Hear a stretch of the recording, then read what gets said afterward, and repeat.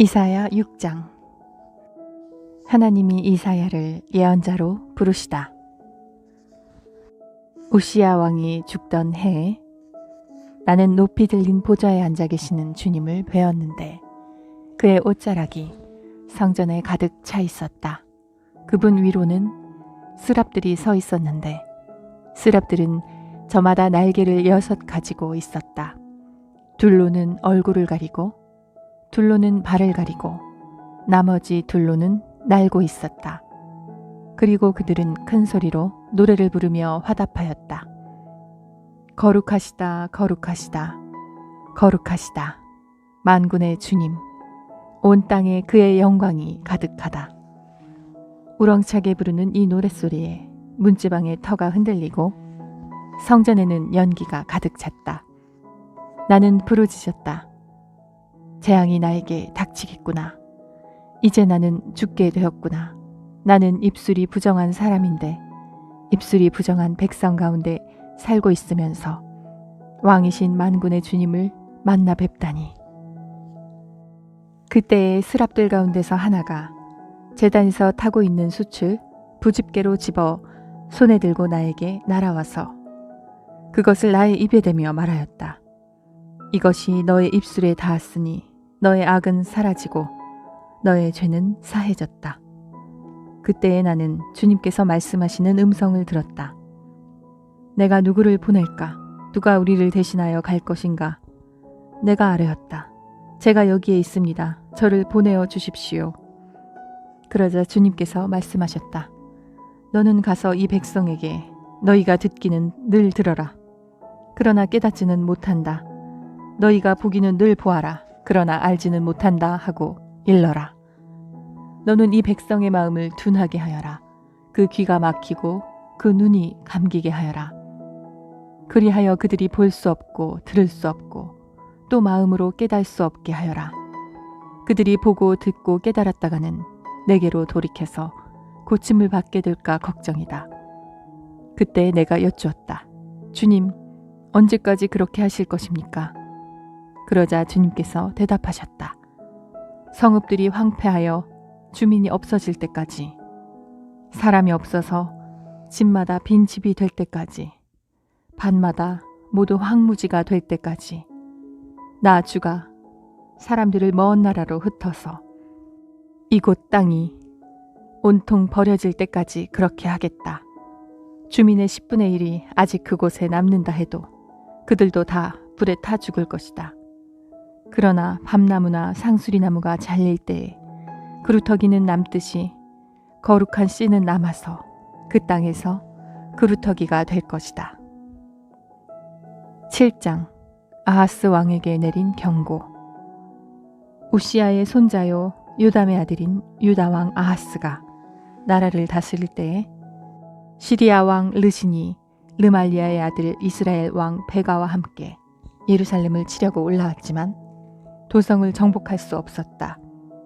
시리아 군대가 에브라임에 주둔하고 있다는 말이 다윗 왕실에 전해지자 왕의 마음과 백성의 마음이 마치 거센 바람 앞에서 요동하는 수풀처럼 흔들렸다.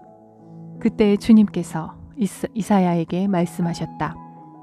너는 너의 아들 스알야숲을 데리고 가서 아하스를 만나거라. 그가 세탁자의 밭으로 가는 길, 윗몬물 빼는 길 끝에 서 있을 것이다. 그를 만나서 그에게 정신을 바짝 차리고 침착하게 행동하라고 일러라. 시리아의 르신과 르말리아의 아들이 크게 분노한다 하여도 타다가만 두 부지깽이에서 나오는 연기에 지나지 않으니 두려워하거나 겁내지 말라고 일러라.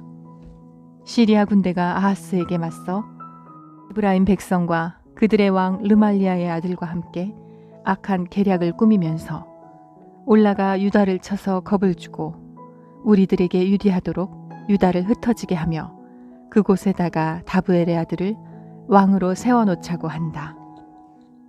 주 하나님께서 말씀하신다.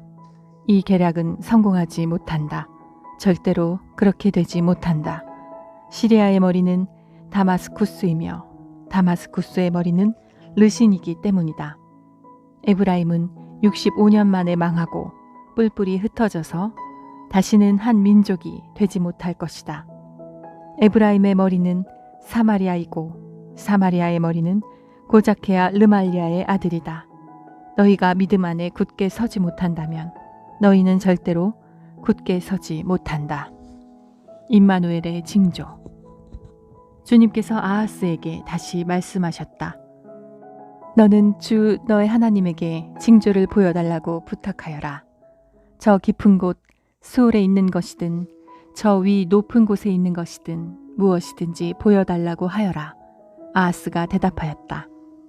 아닙니다.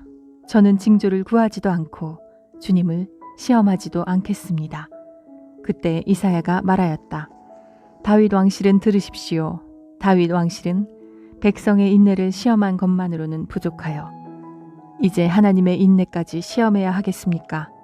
그러므로 주님께서 친히 다윗 왕실에 한 징조를 주실 것입니다.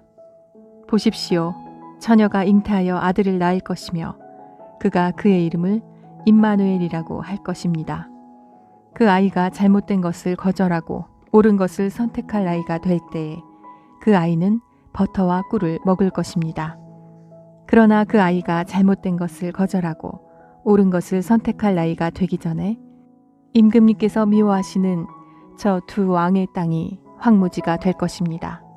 에브라임과 유다가 갈라진 때로부터 이제까지 이 백성이 겪어본 적이 없는 재난을 주님께서는 임금님과 임금님의 백성과 임금님의 아버지 집안에 내리실 것입니다. 주님께서 아시리아의 왕을 끌어들이실 것입니다. 그날에 주님께서 휘파람을 불어 이집트의 나일강 끝에 있는 파리떼를 부르시며 아시리아 땅에 있는 벌떼를 부르실 것입니다. 그러면 그것들이 모두 몰려와서 거친 골짜기와 바위 틈, 모든 가시덤불과 모든 풀밭에 내려앉을 것입니다. 그날에 주님께서 유프라테스 강 건너 저편에서 빌려온 면도칼 곧 아시리아 왕을 시켜서 당신들의 머리털과 발털을 미실 것이요 또한 수염도 밀어버리실 것입니다. 그날에는 비록 한 농부가 어린 암소 한 마리와 양 2마리밖에 기르지 못해도 그것들이 내는 젖이 넉넉하여 버터를 만들어 먹을 수 있을 것입니다. 그 땅에 남아있는 사람들이 모두 버터와 꿀을 먹을 수 있을 것입니다.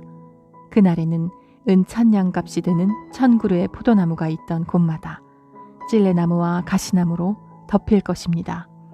온 땅이 찔레나무와 가시나무로 덮이므로 사람들은 화살과 활을 가지고 그리로 사냥을 갈 것입니다.